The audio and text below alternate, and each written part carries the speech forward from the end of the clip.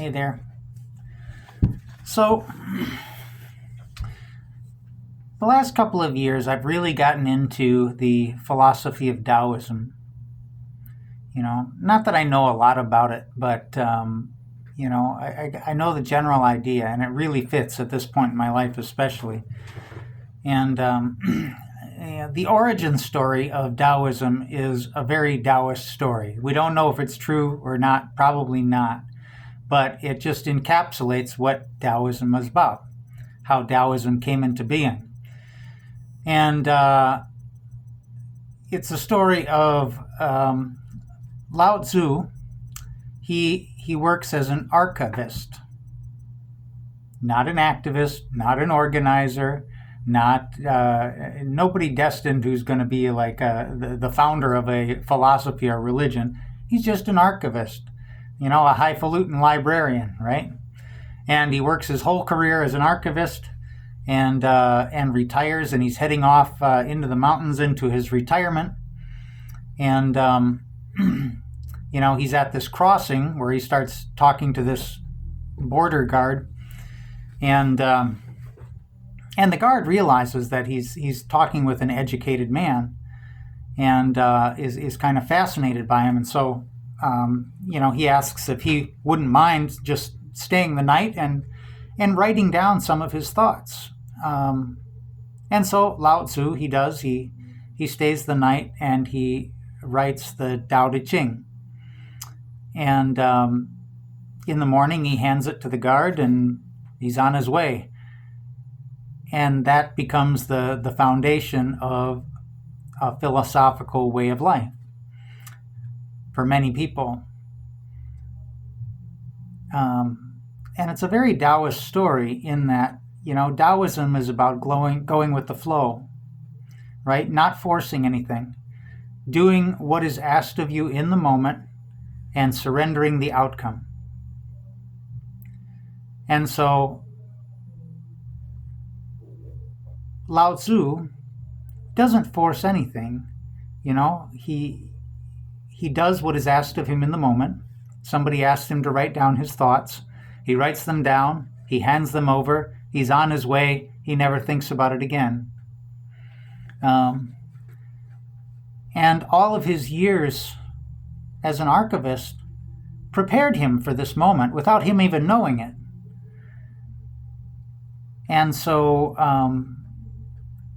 we don't know how, everything we've been through prepares us for the right moment. And sometimes we're trying to force things. We're either swinging at a pitch early, or we're swinging too late, and we're not meeting the moment with what the moment needs. And that's what Taoism is about, meeting the moment with what the moment needs, what the moment is asking us, and surrendering the outcome. And realizing that everything that has led up to this moment has been preparation, whether we are aware of it or not.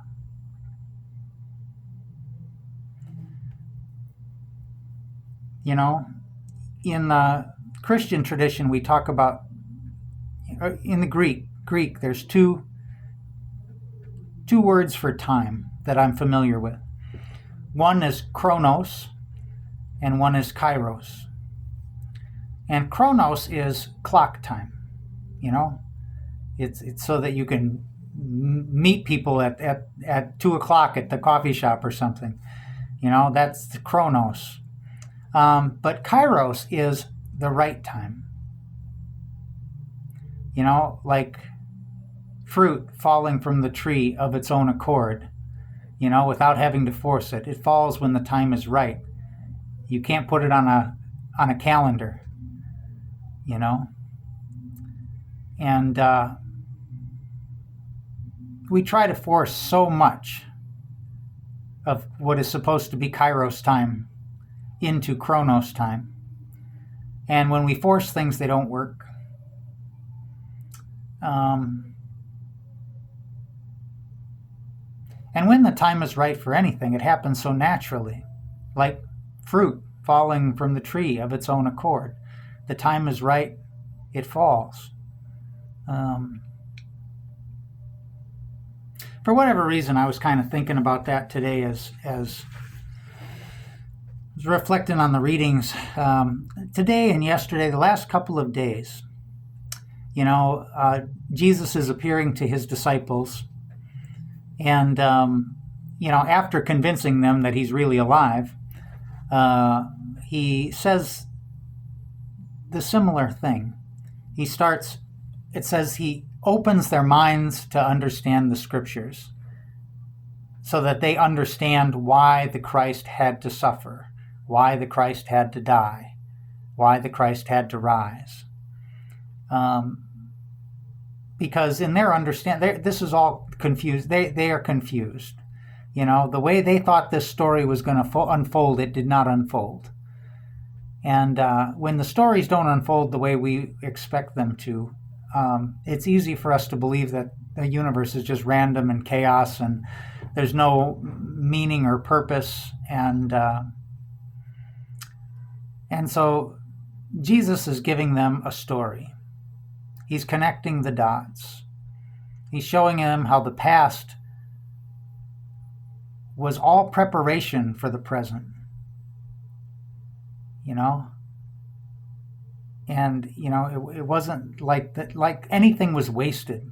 The universe doesn't waste things. It uses them for this present moment. And